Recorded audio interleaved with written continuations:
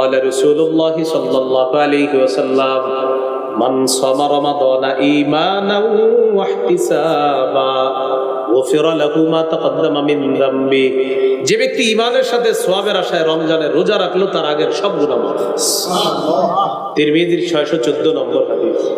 قال رسول الله صلى الله عليه وسلم الصوم جنة حصينة। নবীজি বলেন রোজা হলো জাহান্নাম থেকে বাঁচার জন্য মজবুত ঢালের নাম হলো রোজা। জাহান্নাম থেকে বাঁচার মজবুত ঢালের নাম রোজা। যুবক ভাইয়েরা একটু মন দিয়ে শোনেন, অভিভাবকরাও শোনেন। বালেক ছেলেরা রোজা রাখে না, অথবা রাখে 3টা রাখে বা রাখে না, বা 5টা রাখে, অন্যগুলা রাখে না। তিরমিজির 723 নম্বর হাদিসে আছে, কেউ যদি ইচ্ছাকৃতভাবে কোনো বালেক মুসলমান ইচ্ছাকৃতভাবে একটা রোজা না রাখে, শরীয়তের বিধান কাফারা কয়টা? 60টা। এটা একটা বিধান শরীয়তের। কিন্তু সে যদি সারা জীবন রোজা রাখে, ওই একটা রোজার ঘাটতি পূরণ হবে না। একটা রোজা আল্লাহর কাছে এত দামি। অথচ এখন রোজা আপনার রাখে না বলে কি হইলা? বাবা মা সন্তানকে সাহারির সময় উঠায় না, বা স্বাস্থ্য নষ্ট হবে। ছোট মানুষ, 21 বছরের শিশু, 18 বছরের শিশু উঠায় না। রোজা রাখতে হবে, বলেন ইনশাআল্লাহ। সাবধান, এইসব ব্যাপারে অলসতা করা যাবে না। এই হলো আপনার 7 নাম্বার আমল, রোজা রাখা। 8 নাম্বার, রমজান মাসে দান করবেন। এমনি তো সবসময় দান করবেন, রমজানে দানের মাত্রাটা বাড়ায় দিবেন। সূরা মুনাফিকুনের 10-11 নম্বর আয়াতে আল্লাহ বলেন, وَأَنْفِقُوا مِمَّا رَزَقْنَاكُمْ مِنْ قَبْلِ أَنْ يَأْتِيَ أَحَدَكُمُ الْمَوْتُ। তোমাদের কারো কাছে মৃত্যু আসার আগে তোমরা আমার দেয়া রিজিক থেকে দান করো। فَيَقُولَ رَبِّ لَوْلَا أَخَّرْتَنِي إِلَى أَجَلٍ قَرِيبٍ। মৃত্যু এসে গেলেই বান্দা বলবে, আল্লাহ আর একটু সুযোগ দাও, দুনিয়াতে আমি যাব। আল্লাহ বলবেন কেন? ওই ব্যক্তি বলবে, ফাআসসাদদাক, আমি দান সদকা করব, ওয়া আকুম মিনাস সালিহিন, আমি নেক কাজ করব, ভালো মানুষ হয়ে যাব। আল্লাহ জবাব দিয়ে দেয়, ওয়ালাই ইউআখিরাল্লাহু নাফসান ইযা জাআ আজালুহা। মৃত্যু এসে গেলে কিছুতেই আল্লাহ কাউকে আর সামান্য সুযোগ দিবে না। নাউযুবিল্লাহ। মৃত্যু আসলে একটু সুযোগ দিবে না। তো মৃত্যুর আগে কি করা? দান করা। এগুলো 8 নাম্বার। 9 নাম্বার, নফল ইবাদত বেশি করা। কি ইবাদত বেশি করা? ইদানিং কিছু উদ্ভট প্রশ্ন আপনাদেরকে কিছু মানুষ শিখাবে, বা অলরেডি শিখে ফেলছেন। এই প্রশ্নগুলো কখনো করবেন না। যেমন, হুজুর সুন্নত না পড়লে কি কোনো গুনাহ হবে? মানে এটা বলে এই নিয়তে, হ্যাঁ আর সুন্নত পড়বে না। কি বলে? সুন্নত না বললে কি কোনো গুনাহ হবে? এটা এই নিয়তে করে, মানে উনি সুন্নত পড়বে না। তো আজকে আমি আপনাদেরকে বলি, মনে করেন এই মাঠের সবাই আমারে প্রশ্ন করছে, হুজুর সুন্নত না পড়লে কোনো গুনাহ হবে? মনে করেন প্রশ্নটা আমারে করছে। আমি আপনাদেরকে উত্তর দেওয়ার আগে জিজ্ঞাসা করি, জান্নাত ওয়াজিব হোক এটা চান কারা আর চান না কারা? সবাই চাই। নবীজি বলেছেন, দৈনিক 12 রাকাত সুন্নত যারা পড়বে ওয়াজাবাত লাহুল জান্নাত, তার জন্য জান্নাত ওয়াজিব। এখন আপনি সিদ্ধান্ত নেন, কি সুন্নত না পড়লে গুনাহ হবে এই প্রশ্ন করবেন, না সুন্নত পড়বেন? কি চিন্তা, কি প্রশ্ন? সুন্নত না বললে গুনাহ হবে। তো আমি বললাম সুন্নত পড়া জান্নাত ওয়াজিব হবে, কোনটা চান? মুসলমান হইলে টেনশনে পড়ে যাবে, তাহলে তো ওয়াজিব হোক এটাই চাই। তো বাস, এই প্রশ্ন আর করবেন না, সুন্নত পড়েন 12 রাকাত দিন। আবু দাউদের হাদিস 864 নম্বর হাদিস। রাসূলুল্লাহ সাল্লাল্লাহু আলাইহি সাল্লাম বলেন, ইন্না আউওয়ালা মা ইউহাসাবুন নাসু বিহি ইয়াউমাল কিয়ামা মিন আমালিহিম আস-সালাহ। কিয়ামতের ময়দানে মানুষের হিসাবের মধ্যে সর্বপ্রথম হিসাব হবে, আমলের যে হিসাবটা হবে এটা হবে নামাজের হিসাব। নামাজের হিসাবের মধ্যে যখন দেখা যাবে ফাইন কানাত তাম্মা কুতিবাত লাহু তাম্মা, আল্লাহ তাআলা ফেরেশতাদেরকে বলবেন তার ফরজের হিসাবগুলোর কি অবস্থা একটু দেখো। ফেরেশতারা ফরজ আমলগুলো দেখে বলবে আল্লাহ পরিপূর্ণ আছে। আল্লাহ বলবে সওয়াবটাও পরিপূর্ণ লিখে দাও। ওয়া ইন কানা ইনতাকাসা মিনহা শাইআ, ফরজের মধ্যে ফেরেশতারা দেখবে ঘাটতি আছে, অনেক ঘাটতি আছে। আসরের নামাজ সময় মতো পড়ে নাই, মাগরিব সময় মতো পড়ে নাই, এশা সময় মতো পড়ে নাই, অথবা মাঝে মাঝে কোনো একটু দুই ওয়াক্ত নামাজ মিস করে ফেলেছে, অথবা নামাজ পড়লেও অলসতাবশত পড়ছে। যেমন আসরের নামাজ ম্যাক্সিমাম মানুষ অলসতা করে, সূর্যটা হলুদ বানায় পরে গিয়ে নামাজটা পড়ে। মা বোনরা পাতিলে আপনার রান্না বসায়, রান্না বসানোর পর দেখে ভাত সিদ্ধ হবে কখন, সিদ্ধ হইলে আসর পড়বে, তো সিদ্ধ হইতে হইতে সূর্য হলুদ হয়ে গেছে, ইচ্ছা করে সূর্য হলুদ বানায় যারা আসর পরে, তিলকা সলাতুল মুনাফিকিন, তিলকা সলাতুল মুনাফিকিন, তিলকা সলাতুল মুনাফিকিন। নবী বলেন ইচ্ছা করে যারা সূর্য হলুদ বানায় আসর পরে, বলে নাই পরে না, পরে। নবী বলে এটা মুনাফিকের নামাজ, এটা মুনাফিকের নামাজ, এটা মুনাফিকের নামাজ। এখন পড়লে এই অবস্থা, যারা পড়েই না, তাহলে মুসলমান ভাইয়েরা আমরা কি শিখলাম? তো ফরজ নামাজে অনেক সময় ঘাটতি হয়ে যায়, তো ফেরেশতাদেরকে আল্লাহ বলবে নফলগুলো একটু খোঁজ করো তো কি অবস্থা। তো ফেরেশতারা বলবে আল্লাহ নফল আছে, ভালোই নফল আছে, পড়ছে, রমজানে কিছু নফল বাড়ায় পড়ছে, রমজান মাস বোনাস দিছিলেন আপনি, নফল অনেক পড়ছে আল্লাহ। তো আল্লাহ বলবেন আতিম্মু ফারিয়াদাতাহু মিন তাতাব্বুইহি, তার নফলের মাধ্যমে ফরজের ঘাটতি পূরণ করুন। তাহলে নফল ইবাদত বাড়িয়ে দেওয়া। 10 নাম্বার নেকির কাজ যত বেশি পারেন করবেন। সূরা তাগাবুনের 9 নম্বর আয়াতে আল্লাহ বলেন মাইয়ুমিন বিল্লাহ ওয়া ইয়ামাল সালিহা, যে ব্যক্তি আল্লাহকে বিশ্বাস করে আর নেকির কাজ করে, ইউকাফির আনহু সাইয়্যাতি, আল্লাহ তার আগের সবগুলা গুনাহ মাফ করে দেয়।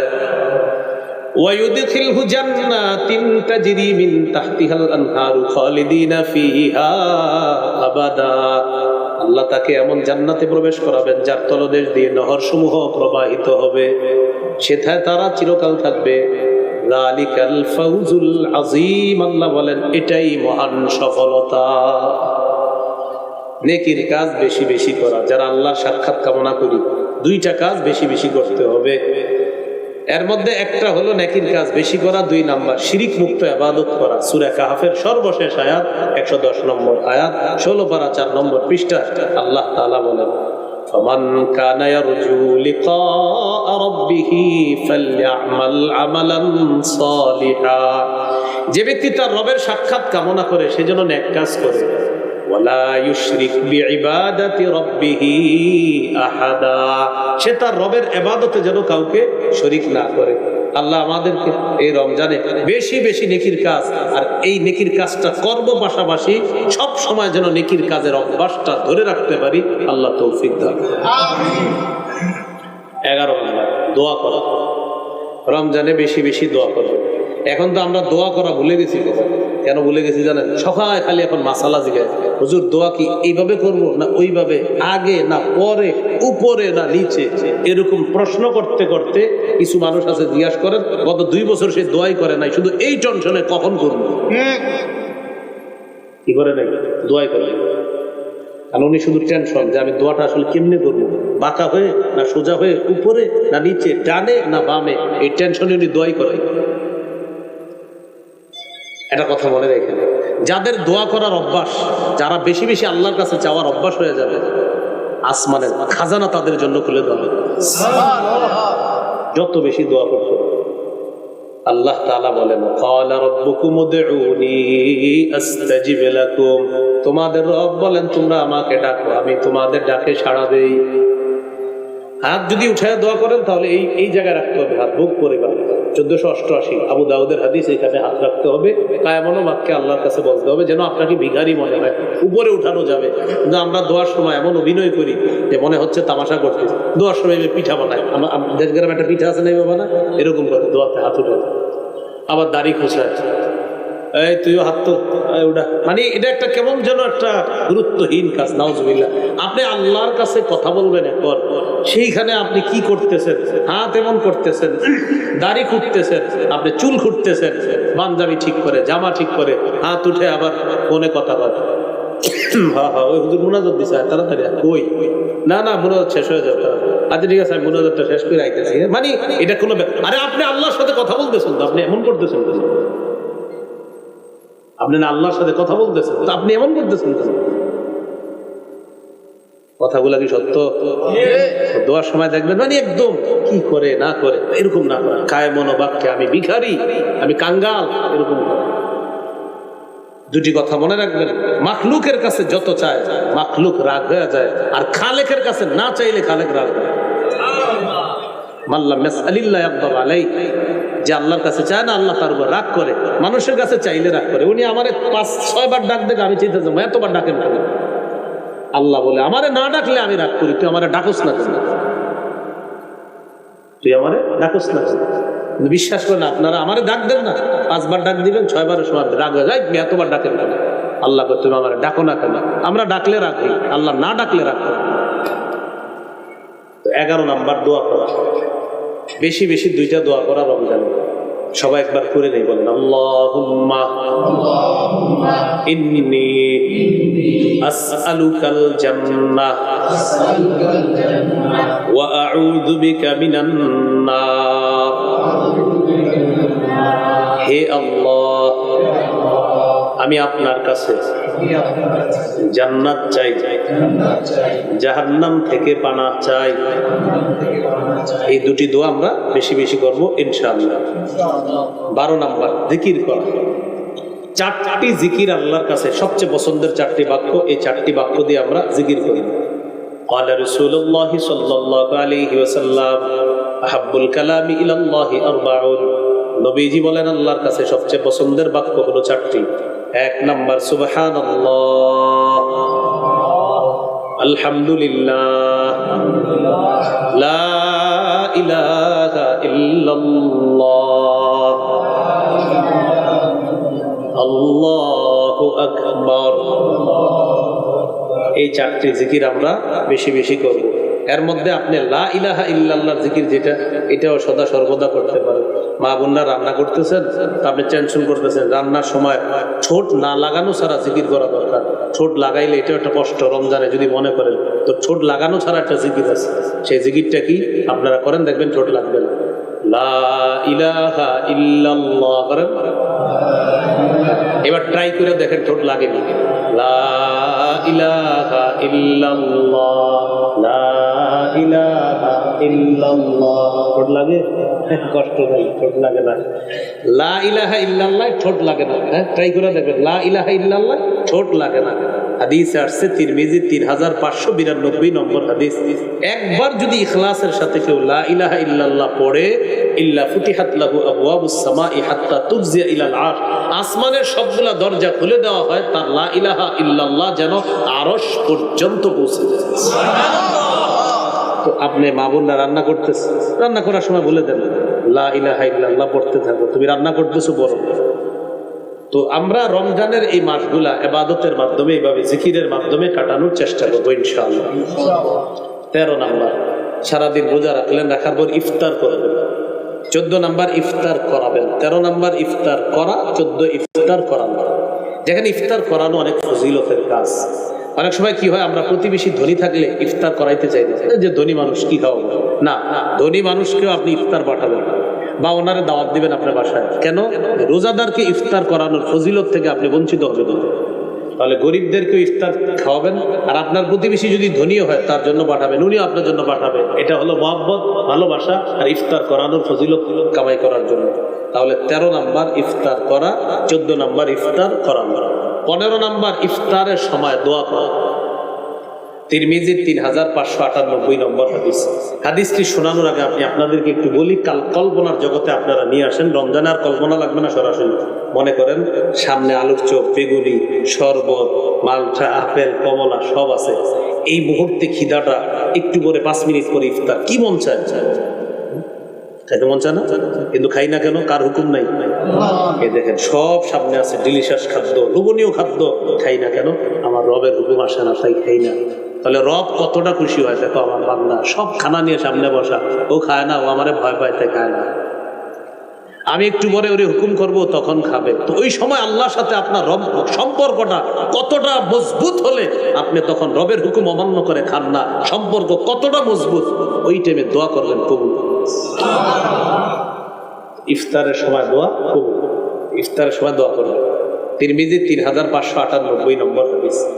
قال رسول الله صلى الله عليه وسلم ثلاثة لا ترد دعوتهم, 3 ব্যক্তির দোয়া ফিরিয়ে দেওয়া হয় না। 1 নাম্বার as-সাইমু হাত্তা ইফতিরা, রোজাদার যখন ইফতারের সময় দোয়া করে তার দোয়া ফিরিয়ে দেওয়া হয় না। 2 নাম্বার ইমামুল আদিল, ন্যায়পরায়ণ পুরুষ শাসকের দোয়া ফিরিয়ে দেওয়া হয় না। ন্যায়পরায়ণ পুরুষ শাসক, কি শাসক? কি শাসক? ন্যায়পরায়ণ পুরুষ শাসক। আবার বলেন কি শাসক?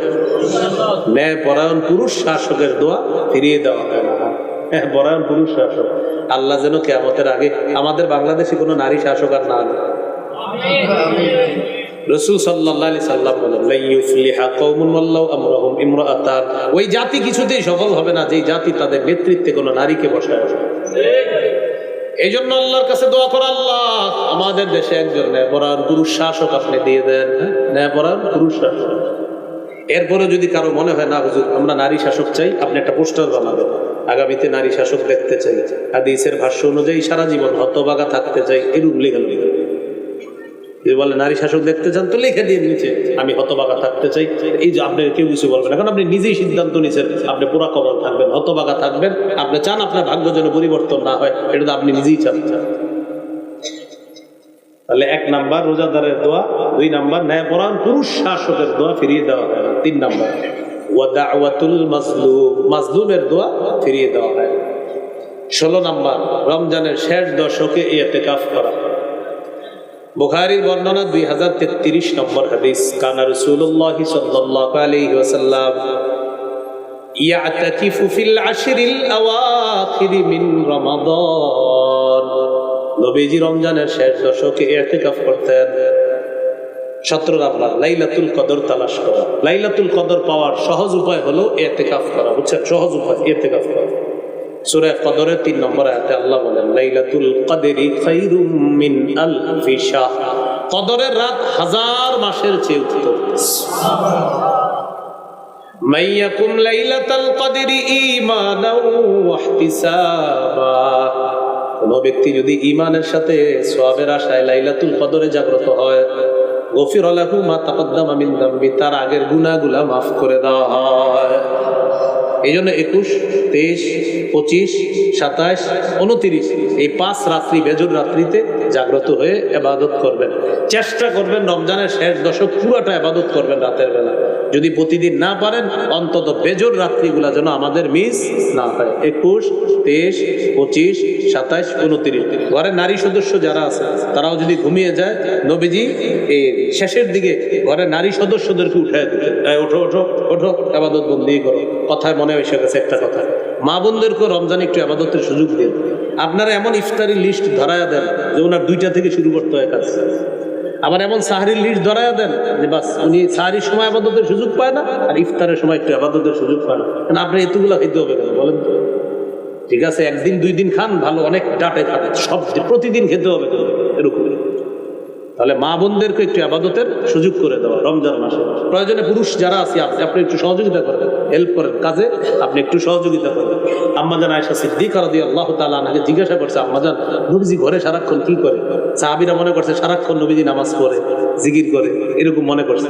আম্মাজান বললেন, নবীজি সারাক্ষণ ঘরে ফি মিহনাতি আহলিহি, পরিবারের কষ্টকর যে কাজগুলা ওই কাজগুলাতে নবীও শরীক থাকে, নবীজি শরীক থাকে। তাও বলছিলাম যে রমজান মাসে আমাদের মা বোনদেরকেও ইবাদতের সুযোগ করে দিন ইনশাআল্লাহ। কথার কথা আপনার যে উনি ইবাদত করার ইফতারের সময় আসবে, সব ইফতারি রেডি হয়ে গেছে, তো তখনও আপনি এমন এমন কাজের মধ্যে লিপ্ত রাখেন, একটু যে আল্লাহর কাছে দোয়া করবে সুযোগটা নেই। ইফতার রেডি, এটা একটু দোয়া করার সুযোগ নেই, বাকি কাজগুলো আপনি একটু বুঝে তো হয়ে যাবে। তাহলে 17 নাম্বার লাইলাতুল কদরে আমরা ইবাদত করব, ঘরের নারী সদস্যদেরকে আমরা ইবাদতে উৎসাহিত করব। 18 নাম্বার সদকাতুল ফিতির আদায় করা। এটা এলাকার ওলামায়ে কেরাম আছে যারা পাশে দাওরা হাদিস মাদ্রাসা 2-3টা আছে রাস্তার ওই পাশে ওলামায়ে কেরামের সাথে পরামর্শ করে আপনারা এই বছর সদকাতুল ফিতির কত হয় এটা জেনে তারপর সদকাতুল ফিতিরটা আদায় করে দিবেন। এই হলো রমজানের মৌলিক 18টি করণীয় বললাম। গুরুত্বপূর্ণ অংশ 6টি বর্জনীয়। কয়টি? এটা বেশি গুরুত্বপূর্ণ। 1 নাম্বার ঝগড়া বর্জন করা। সহিহ বুখারীর 1904 নম্বর হাদিস, রাসূল সাল্লাল্লাহু আলাইহি সাল্লাম বলেন, ইজা কানা ইয়াউমু সাওমি আহাদিকুম ফালা ইয়ারফুস ওয়ালা ইয়াসখাত, তোমাদের কেউ যখন রোজা অবস্থায় থাকবা সে যেন অশ্লীল কথা না বলে, সে যেন বাদানুবাদ না করে। ফাইন সাব্বাহু আহাদুন আও কাতালা, কেউ যদি রোজাদারের সাথে ঝগড়া করে, লড়াই করে, তখন ওই ব্যক্তি বলবে ইন্নী সাইম, আমি রোজাদার। বুখারী অন্য বর্ণনায় আসছে 2 বার বলবে আমি রোজাদার। তাহলে এই রমজানে আমাদের সাথে কেউ ঝগড়া করতে আসলে আমরা 2 বার বলবো আমি রোজাদার, আমি রোজাদার। কয়বার বলবো? 2 বার। কেউ যদি ঝগড়া করে বাস ভাই আমি রোজাদার, আমি রোজাদার, এই 2 বার বলে দিব। তাহলে 1 নাম্বার ঝগড়া পরিহার করা। 2 নাম্বার অনর্থক কথা পরিহার করা। অনর্থক কথা কাকে বলে? একটু তাকান আমার দিকে, অনর্থক কথা কাকে বলে? এটা কি পাঞ্জাবি বলেন? আসলে পাঞ্জাবি? আসলে এটা তো পাঞ্জাবি, মানে ফাও কথা হয়। এই দাবি মানে হুদাই জিজ্ঞাসা করতে অনর্থক কথা। এটা হলো কি কথা? অনর্থক কথা। এটা হ্যান্ড টিস্যু, তো এটা তো টিস্যু। বারবার কইতে মানে এটা টিস্যুর উপরে কেন্দ্র করে 50টা কথা বলছে, অনর্থক কথা। এই অনর্থক কথা বর্জন করা 2 নম্বরে।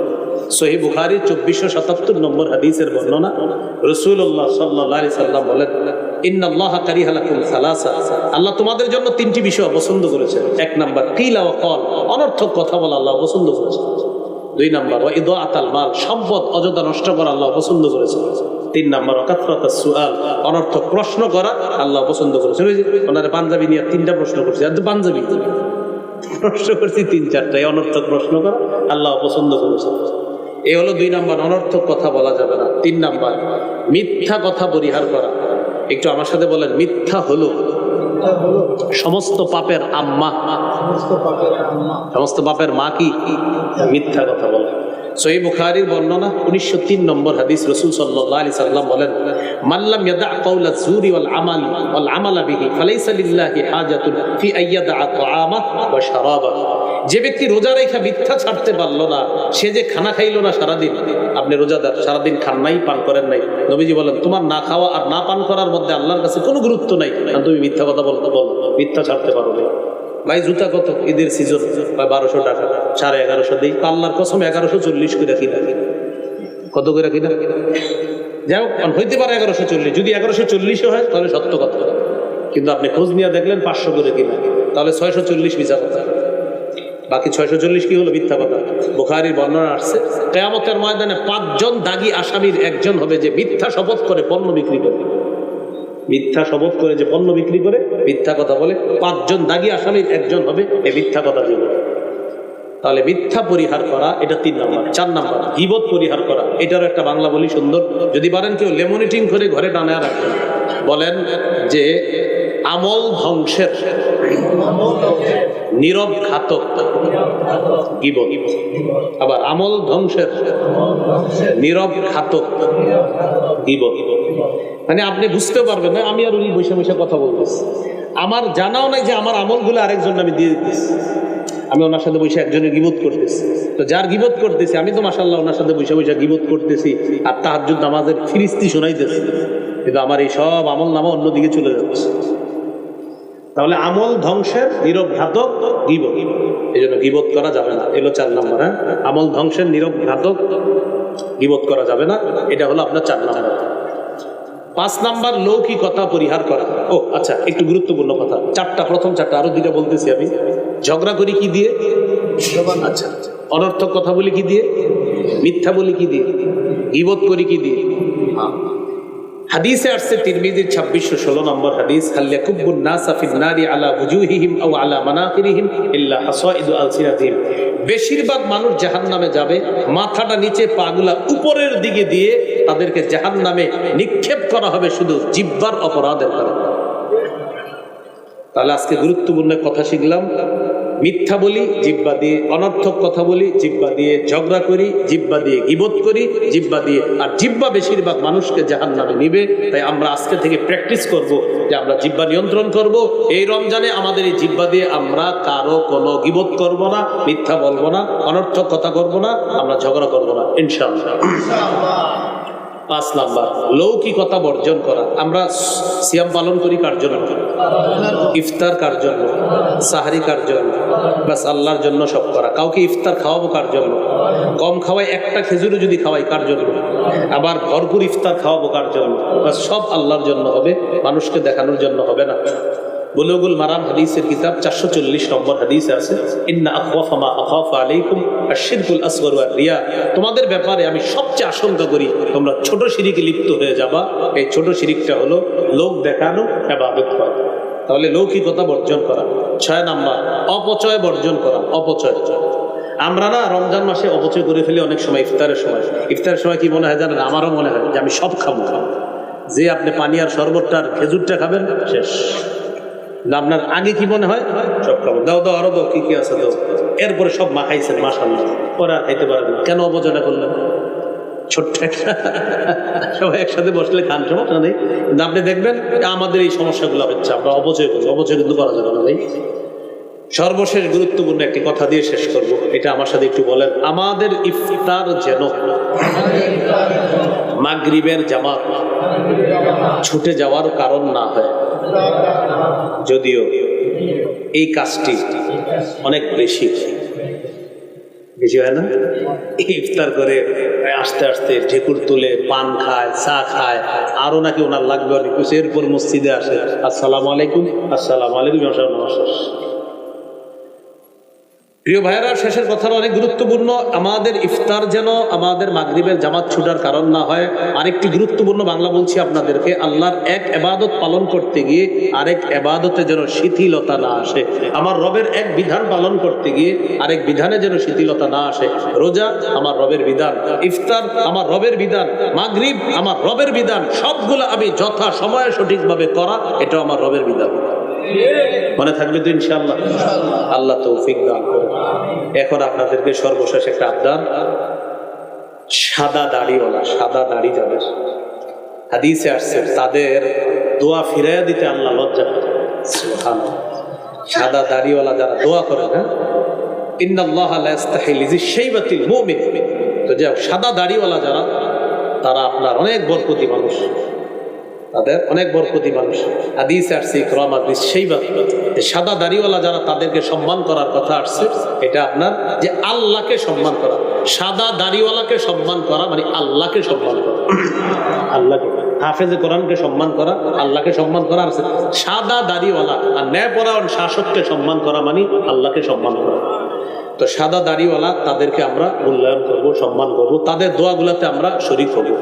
এই জন্য আমরা যারা যুবক আলোচক যারা আছি, আমাদের দোয়ার চাইতে সাদা দাড়িওয়ালা মুরব্বী যারা, তাদের দোয়াগুলা বেশি গুরুত্ব দিয়ে আমরা ওগুলাতে শরীক হব। এগুলা বরকতি, খুব বরকতপূর্ণ মজলিস হয়ে যাবে তাদের মজলিসগুলা। আমি পার্সোনাল ভাবে আপনাদেরকে বলবো, মুরব্বীরা যেই সমস্ত মাহফিলে আসে, তাদের মাহফিলগুলাতে বেশি বেশি যাবেন। তাদের মুখ থেকে এমন কথা আল্লাহ বের করেন যেটা আমার আপনার জীবন পরিবর্তনের জন্য সহায়ক হয়, যথেষ্ট হয়। এই জন্য আল্লাহওয়ালা যারা, তাদের মজলিসে যাবেন, তাদের কথাগুলা শুনবেন।